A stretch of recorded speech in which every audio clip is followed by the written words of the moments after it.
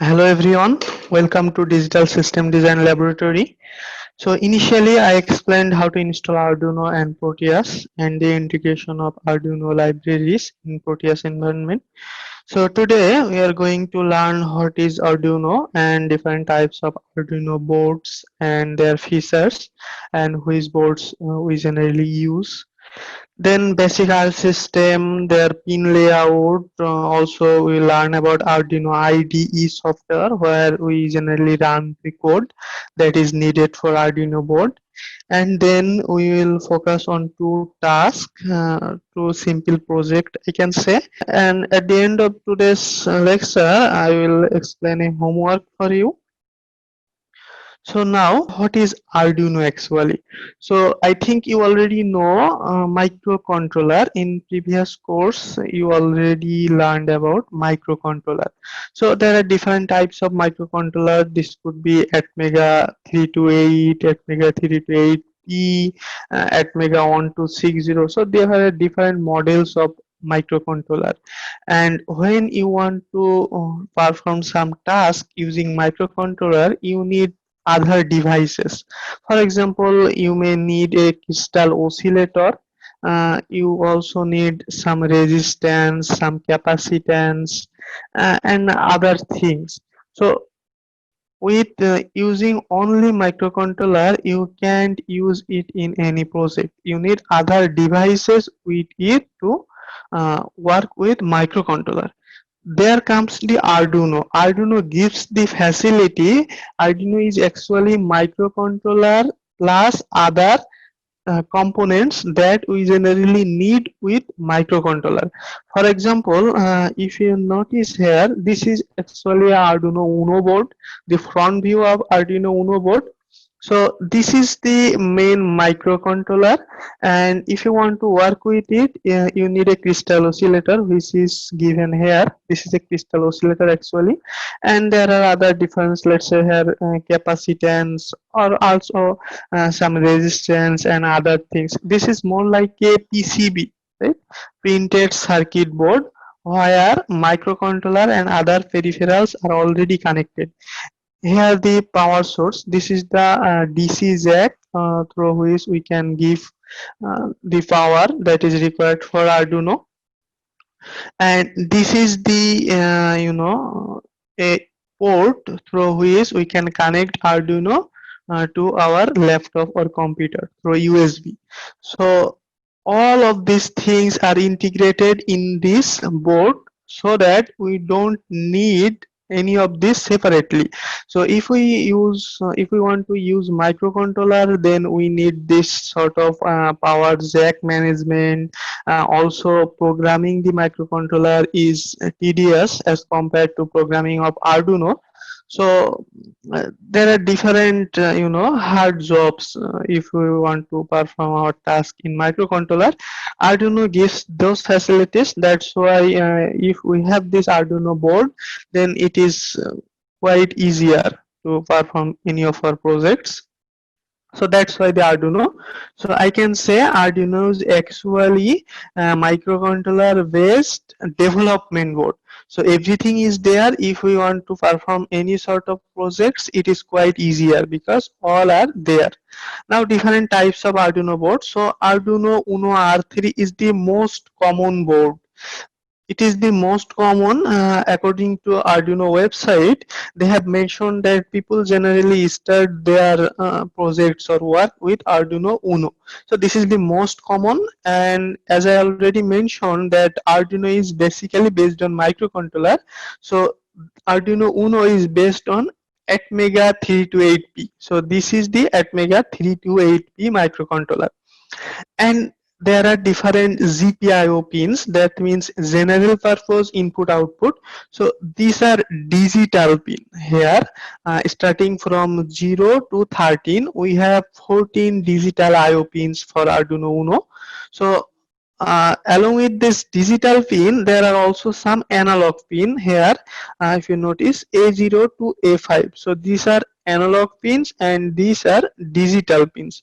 So I think you know what is analog and digital. So analog actually take any values. and in our cases it will take any values from let's say you are using analog pin, you are going to read some voltage value from 0 to 5 volt. So this voltage could be 5 volt, 4.9 volt, 4.98 volt, 4.6 volt. So there are different values, and this is analog quantities. So if you want to read this type of values, then obviously analog input pin will be your choice. Whereas let's say you want to perform some operation where you just turn on an LED or turn off an LED. So you just need high signal, that is to turn on, or one logical one I can say, or plus 5 volt I can say, or low signal, that can I say zero, logical zero, and it could be 0 volt. So if your configuration, if you need this type of configuration, obviously digital pin will be your choice, since digital generally works with two state. One is logical 1, another is logical 0, that is true or false, or I can say high or low. So digital pin basically works with this functionality. So when you need digital values or two state, one is binary 1, one is binary 0, then obviously uh, digital pin will be your choice. Otherwise, if you want to work with analog values, then obviously analog pin would be your choice. And another thing, if you notice, PWM digital IO pin. So with these 14 digital IO pins, if you notice closely here, so there are some in front of some pins there is a tilde sign, and here it is written this tilde sign represents they have PWM capabilities. So what is PWM? I think PWM means pulse wide modulation, right? So pulse wide, let's say this is a signal, and the wide of the pulse, this is the wide of the pulse, and this wide is modulated. So then comes the duty cycle. So this signal is more of 50% duty cycle. That means 50% time it is on and 50% off. So if I make a total 1, that is 100% duty cycle. That means all the time it is giving a 1 value. Let's say it is logical 1 value. So by using these facilities, you can control the brightness of an LED, let's say. Also, you can control the speed of a DC motor which is connected to Arduino board. So whenever you need this sort of operation, when you need to control the voltage level, output voltage level, then obviously PWM pin is a great option. So this PWM pin, we will work on this later. So in Arduino Uno board, as is written here, among these 14 digital I/O pins, we have 6 pins that have PWM capabilities, and it has 6 input pins, analog input pins that I already mentioned, and the crystal oscillator or the clock speed here is 16 megahertz. And another feature which is the built-in LED. So if you notice here, this one is actually a built-in LED.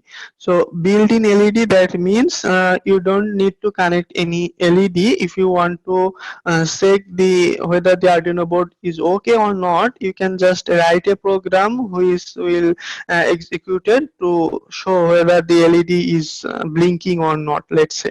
So then you can use this LED built-in. In our previous video, I showed you that there was a code where it is written LED built-in, and I mentioned that I will explain it later. So this later came now.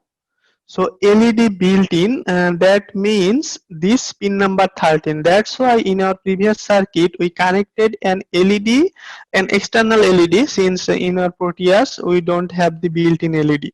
Proteus just giving some simulation facilities, and it is not the full Arduino board. So that's why the built-in LED is not showed in the Proteus environment.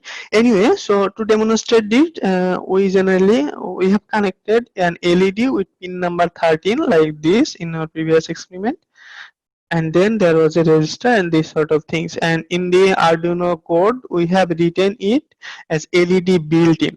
Since LED built-in means 13, that's why we connected it to 13 number pin.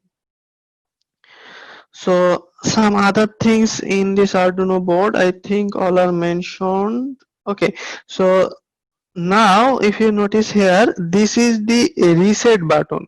So whenever you press this button, this push button, then Arduino board generally restart. Okay, so this is the reset button, and sometimes we need this whenever we found any anomaly, then we generally give it a reset, just like our computer restart. Anyway, and here is also a reset pin. So using this reset pin, this could be active low or high. You should watch this from data sheet. Anyway, so by using this reset pin, you can also reset the Arduino board with proper signal. And this 5 volt and 3.3 volt, which generally denotes the output. So for example, you need a plus 5 volt.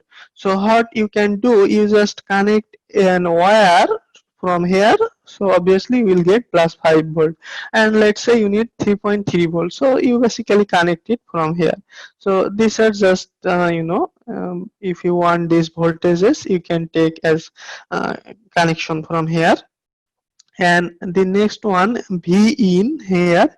So I previously mentioned that through this power jack, DC jack, you generally provide the power for this Arduino.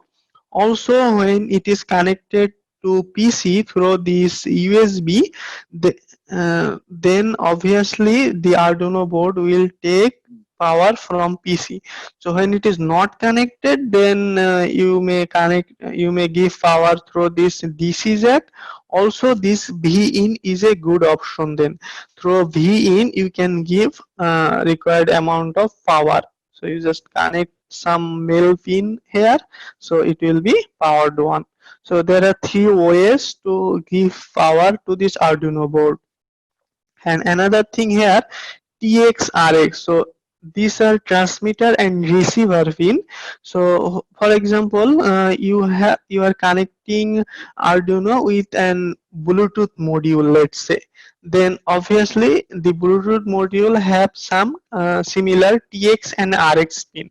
So this TX will be connected to the RX of Bluetooth, and the RX of Arduino will be connected to the TX of Bluetooth, and obviously this will be connected through wireless, since we are talking about Bluetooth.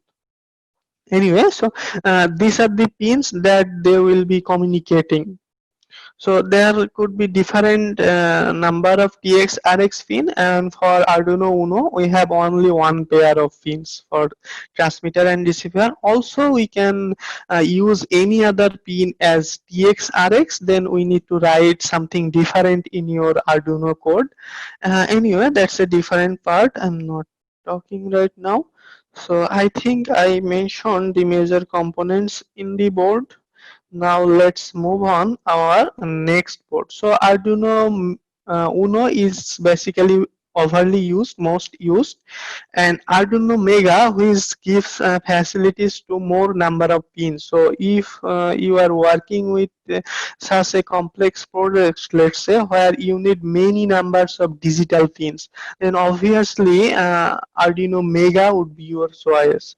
So in case of Arduino Mega 2560, it is based on Atmega 2560 series, and it has 54 digital IO pins. So if you notice here total it has 54 digital IO pins. Okay, 54 digital IO pins. Among these 54 digital pins, it has 15 PWM pins. So 15 pins, 15 digital pins, you can use them as PWM facilities to control the brightness of an LED, let's say, or to control the speed of a motor, etc.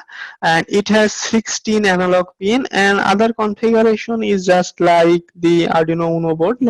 For example, A A0, A1, these are the analog pins, and these numbers as written here, also this one, they are digital pin starting from 0, 1, and so on. And if you notice here, it has many number of TX and RX. So along with this 0 on, it has other almost 4 pairs, extra 4 pairs of TX and RX here. And other things, that is the reset 5 volt, 3.3 volt, all are same as like of Arduino Uno board, so I'm not explaining this. And the clock speed of Arduino Mega is also 16 megahertz, and the built-in LED, which is this one, I guess, so this is also connected to 13 internally in this board. So if you want to perform some operation, you can write it as LED built-in, that will be actually 13. So if you connect an LED from 13, then obviously this will be controlled either using 13 or using LED built-in. So this is just a constant variable sort of thing. Our next board is Arduino Nano. So Arduino Nano is basically based on Atmega 3288, and it has total digital pins having 14. So this 22 is not correct actually. Initially I have taken this data from Arduino main website, but I think they have mentioned it wrongly, since if you notice here, this is 0, 1, then 2, 3, this is 12, this is 13. So starting from 0 to 13, it has total 14 number of digital pins. So Arduino Nano has 14 digital pins, and among these 14 pins we have 6 PWM facilities. And if you want to know which have PWM facilities, then obviously you need to find it from the datasheet, which is available in the website.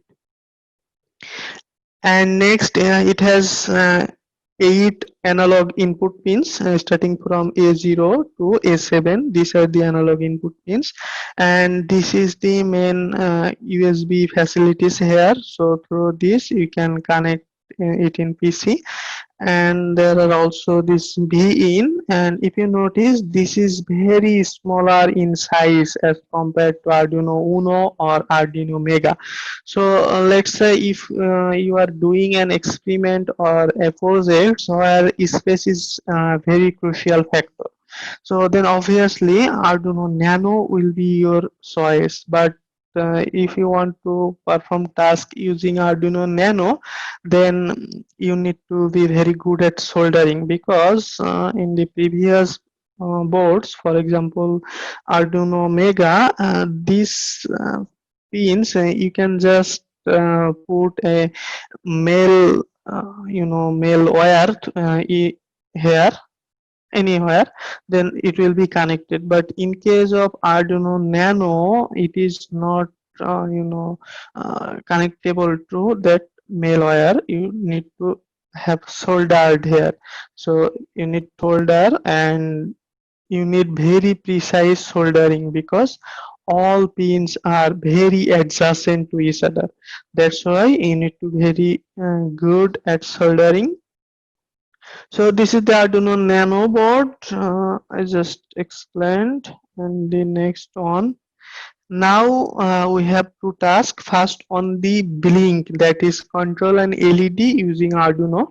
So first come to the circuit. So we want to control an LED. So first of all, we need to connect it in a digital pin, because we just want it to either off or on. So either high value or a low value, we need this two state.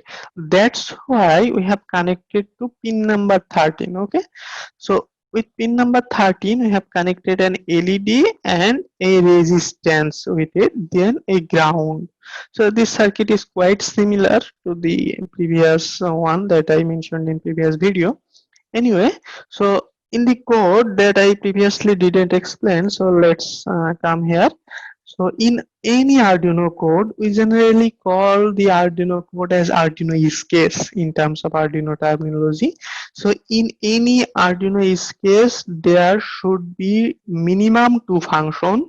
One is void setup and another is void loop.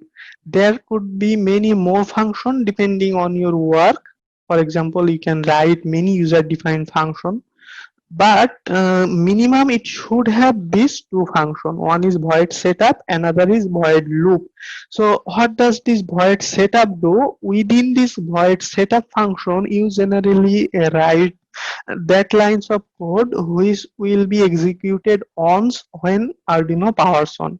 So for example, you just give this Arduino a reset, so it is powering on, then this void setup portion will be executed, and after powering on, it will continuously executing this void loop. So void loop will be continuously executing, and void setup will be executed only once. Now in the void setup, so void setup, within this block we generally write which pin we are using as which mode. So let's say we are using pin number 13 as output pin, right? That's why pin mode, which is a function, pin mode, then first syntax is pin number, so we are using 13, pin mode 13 as output. So we are giving an output that the direction is like this, so Arduino will give some output in this direction. That's why this is output. If it was this direction, it will be input. Anyway, so we are using just one pin, which is 13. That's why the pin mode 13 output. Now let's clear this. Okay. So now in the void loop, so as the name suggests, void loop, that means loop, so it will be executed continuously. So within this block, first of all, what I need to do, I am turning on the LED. So the code will be digital write. Why digital? Since we are working with digital pins now and we are giving a digital signal, either it is logical 1 or logical 0. So digital write 13, that is the pin number, and we are giving a high signal. So digital write 13 high, that means we just turn on this LED, and right after that we have a delay 1000. That means we are delaying this operation for 1000 millisecond. Okay, the syntax is in millisecond, so whatever you write in the within the delay block, it will be in millisecond.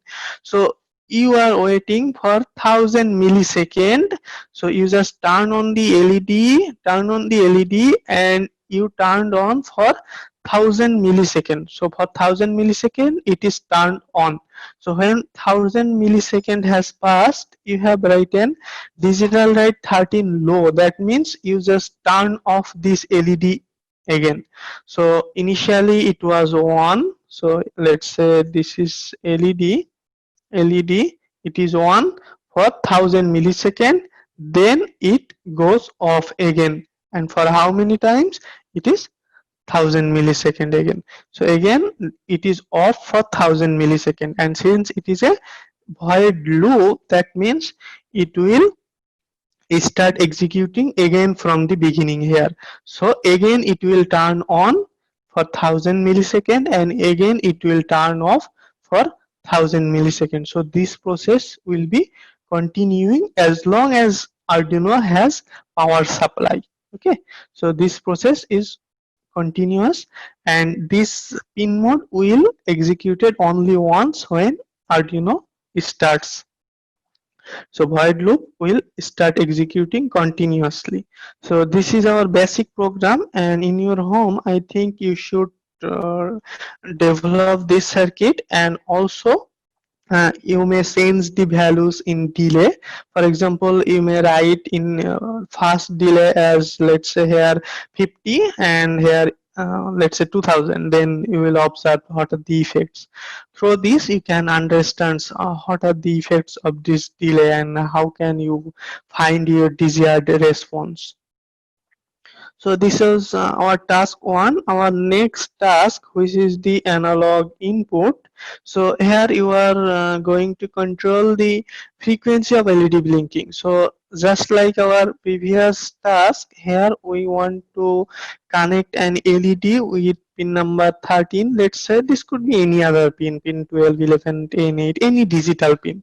So if you write, let's say 2 here, connect 2 here, then obviously you need to define it here pin mode to output. So you may change it in your homework. Anyway, so this portion is similar, and what we are going to do, integrate this portion. Since we are going to control the frequency using uh, a potentiometer, that's why we need to connect a potentiometer, and this is a potentiometer, that is the variable resistance. One end is connected to plus 5 volt and another end is connected to ground, and this signal, that is the knob that we generally move, is connected to A0. So through this A0 we will read what is the value is here, and then according to this value we will change the frequency of the LED. So let's come to the code now. So in the code, first of all, we defined a variable sensor value, integer variable, as 0. So this value is actually I just initialized a variable, and in this variable I will read the data from this A0 analog pin. So next, the void setup. Since we are working now 2 pin, one is pin mode as 13 output, just like our previous experiment, and another is A0 pin, and we are using A0 as input. That's why pin mode A0 input, and this line is optional, pin mode A0 input, since the default option is input. So if you don't write pin mode A0 input, then obviously that will not create any problem, but it is a good practice to write, since when it is written you generally understand what are the pins you are using, what are their configuration, whether it is output or input, and so on. So it is a good practice to write. Next, on the void loop. So first of all, what we want to do, we want to read the values of the potentiometer, read the voltage. Since we are supplying a voltage here, so obviously some drop will be in the potentiometer, and we are reading that voltage drop actually. So now this analog read. So analog read is a function who is basically a read analog value, and the syntax is analog read then the pin number. So we are working with A0 pin, that's why analog read A0, and then this portion is similar to our previous task, since we have just turned on the LED and we have delayed it for sensor value time. So if the sensor value is high, then obviously the delay will be higher. So when the delay will be higher, that means LED will be turned on for a longer period of time, and also it will be turned off for a longer period of time. So in the delay block, we just provide the sensor value. So it will be dependent on this potentiometer setting. So in the simulation, we will observe we may change this setting to 0 or 100 or any values, and using these values, we generally control frequency of this LED connected to 13. So this is our task 2, and you should sense different values within this program, and you may observe the effect. It is recommended, since by changing these values and other things, you may learn this concept at a greater depth. Now the homework. So in the homework, I am asking you to take two LED. One is red LED, let's say this one, and another is green LED, this one.